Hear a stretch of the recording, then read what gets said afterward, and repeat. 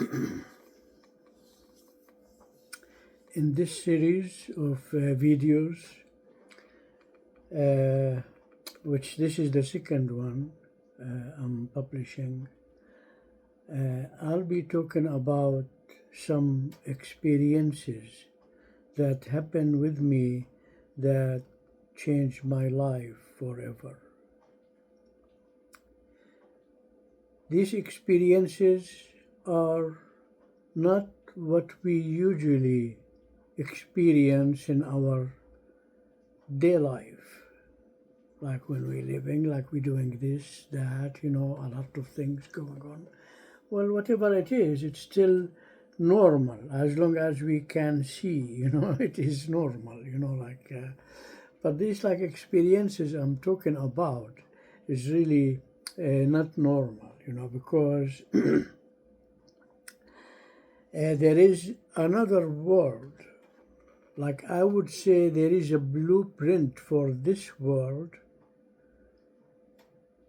in addition to the world we see. So behind it, there is another world, which we are there too. Everything is there, whether it's planet Earth, the cosmic, whatever, and people, like they are all, everything has that blueprint, kind of, which is really, like we call it, like in Arabic, that, which means the essence, like God has the essence, which is that, and sifat, which is what we can see with our eyes and hear with our ears, So God is both of them, like in Islam, and probably in other religions too, like I think all religions are the same thing and the same teaching. It's just people like made changes, which sometimes they think it's these are good, but really they harm the religion. And the religion become like stories of Jesus, of Muhammad, of Moses. He went there and whatever, like it becomes like this actually. But what God sent is not really a story, like it's a lot more than a story. There is teaching, The Quran is one of these like kind of like intact things of like that revelation from God, because nobody interferes with that. The problem happened with Muslims is that later on they started adding hadith, which is like the Prophet Muhammad's talks, They started adding it, to the religion, trying to like explain or make whatever, but really, like religion doesn't need even explanation. It's very easy, really, You can go direct to the source. There is no a link between. I do not need a mufti or somebody to tell me what to do, like whether it's a sheikh or a pope or whatever, My relationship with God is direct, because God is within me and I am within God. Same like I am in the universe and the universe is within me too, So God is everywhere. He is not like somebody with a long white beard and white, and he's sitting like on a throne in the sky and monitoring us. Oh, he did good, he did bad, and writing our sins and whatever like that. That's not God, really. I don't know how they came up with this image, of somebody in the sky. Even when we pray to God, we look at the sky. Well, he could be like down there too, You can pray actually looking down or up or right or left. God is everywhere, kind of, So this realm I'm talking about, which happened really many times with me, like two of them, I shared one which was out-of-body experience, after like meditation, sitting on a prayer rug and doing meditation and zikr and stuff like that. And I had that mystical experience of floating, seeing my body in front of me from the back, and then leaving and seeing the cosmos, the stars, like all these like vivid things that and that peace and beauty, like it was really like magnificent beauty, that if anybody experienced that will want to experience it again. Now, I don't know about experiencing it again because it's hard really. It's not like made to order. I want this, I get it. Like, but you do what is right, and maybe, like if you reach that level, because what it needs actually is stilling the mind and the body, both together. When they are still, there is nothing left of the ego, kind of, so God will come. God is there all the time, but we're not aware of him. Same like maybe I mentioned something about Bawa when he said, like, pointing to his chest, when he said, when I am here, God is not here. When God is here, I am not here. And I said this explains everything about religion, actually, if we can understand it, And there is like a phrase, kind of like in the Quran, before every surah, there is something we read, Bismillah ar-Rahman ar-Rahim. In the name of God, the compassionate, stuff like that, like in the translation. But it says in the name of God. So what I do, it's not in my name. So it's really all of this trying to get rid of the ego, like me doing the thing. No, it's God doing it through me. Everything we do actually is God doing it through us. Like when I paint a painting or when I do this or that, God is with me all the time, And when he when Moses and Aaron wanted to go to the pharaohs, like God sent them to the pharaohs, they said, we are afraid, the pharaoh like may kill us or do whatever, like this story is in the Quran too, like so God tells Moses and Aaron, like, you go, I am with you, seeing and hearing.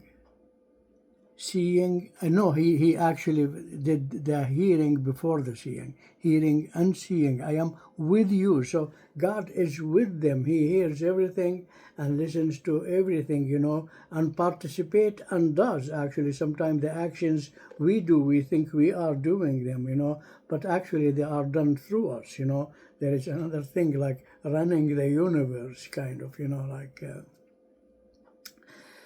This experience I want to talk about today happened actually maybe 30 years before the last one happened, where I talked about the last one really, when I was like on the prayer rug and meditating, and this happened to me. Like go back 30 years before, in small city in Jordan, a desert city kind, like...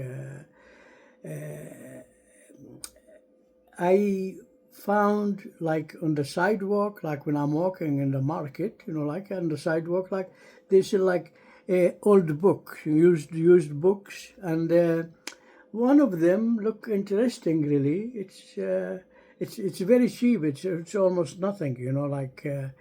It's not a hardcover. It's just a regular, and it looks really very old, and it says like on it, I really forgot exactly the title, but it is about how to meditate, and that was for me news. I don't know anything about meditation. What is meditation, Even like religion, I was against any religion, all religion, including mine, So what meditation you talking about? But like it sounded like something I don't know, so I picked the book and read like a little bit like in the back, and like, so well, that's good. Like, let me try this, try to do meditation, And so God can like put it in my way, actually, like what I believe, no coincidences, So I took it home and start reading it. It is really the process. I don't know even who the writer was, but the process like of his meditation, it's very different from the meditation we see like nowadays, or like people do, you know. He talks about like stilling the body first, but not all the body one time, you know, on stages, like first starting with the toes, you know, the toes, you know, like, and you have to like to breathe the in and out and visualize the toes that they are relaxed, you know, and then you move to the foot, you know, then you move to the leg, and you keep going up, then you start the other leg, you know, the same thing, you know, until you get to the hands and arms, and like so by the time you get to the head, you know, and the eyes and all of that, you know, relaxing, you know, you really like everything in your body is kind of relaxed, you know, like there is nothing left. Even when I moved at that stage, when I moved a finger just like this, I felt where it's coming from, you know, that movement, how deep was really the relaxation, you know. And of course with the breathing, you know, with the breathing. And I did that, and I did enjoy it really, but like I did it for a couple nights, or I don't know really how many nights, you know. But like one night I felt I am not on the bed, because I did this like laying down on my bed and start meditating, and like trying to control like my body by slowing it down, relaxing it, you know, like till I get that. And then I found that, or I thought really, like I wasn't sure at the time. I'm talking about that time. I said, I am not on the bed. I am above the bed. So I put my hand like this on the bed. It was on the bed, you know, opened, you know, like. So I tried to check if there is a bed under my hand, you know, like here, you know, like. But it really, I didn't notice that, you know, I didn't notice that. But while doing that, I got myself out of the relaxation, because my hand is not relaxed now. So there was a disturbance, kind of like, you know. But I was sure like I wasn't really on the bed, I was floating. It happened again another time, but like maybe the third time it happened, you know, like this is of course like in different days, you know, in different days. Like I enjoyed really doing that, so I kept trying to repeat it and feel that the same thing like about me, like floating, you know. It was really great feeling, you know. So one time when this happened, actually, like I was doing that and like completely relaxed, completely my breathing, my, of course, like my mind cannot think, because we cannot do two things at the same time. If I'm trying to relax my foot, I cannot think of anything else, because the mind can focus on one thing, you know. Same like the eyes too, like can focus only on one thing. Like if I look now at this chair, the other chair will look out of focus. If I look at the other chair, it will be focused, but the first one will be out of focus. So we can really focus on one thing at a time, you know. And the people who do meditation, they know about this, you know. So they try really to distract the mind from thinking, even doing, I'm doing this now, you know, like even doing something like this, just focusing on it and be aware of that movement will stop the mind from thinking, actually, you know. So doing things or moving the eyes here and there, you know, the mind cannot think, you know. Even if you like watch your mind like and it's thinking, and tell your mind, okay, you are thinking, okay, I want to watch you while you are thinking. Think. The mind will freeze, you know, it will not think, you know, it's afraid, you know. I borrowed this part from Eckhart Tolle about like that the mind, you know, and thinking, you know, like and monitoring the mind, you know. Okay, I'll watch you. This is really like Eckhart Tolle, which is great, really, about the power of now, which I bought actually maybe 20 years ago. I bought the CDs, The Power of Now. a long time ago. Now, this third time when I was meditating, I really was not just out of my body and above my body. I was close to the ceiling. Like I can see the ceiling of the room is close to me, you know. So I said, wow, so where am I? Am I flying? I really didn't know what's happening. So I'm looking at the ceiling, and then I looked down. I found myself down there on the bed, but I am not. I am above it, close to the ceiling, and I looked at myself down, and that was really like very strange, like seeing myself. Then I moved in the room, high, of course, high, until I reached like next to the door, which has a glass window on the top, a door, and seeing myself now in the corner there with my bed laying down, and I am floating next to the door, but next to me to the right there is a closet.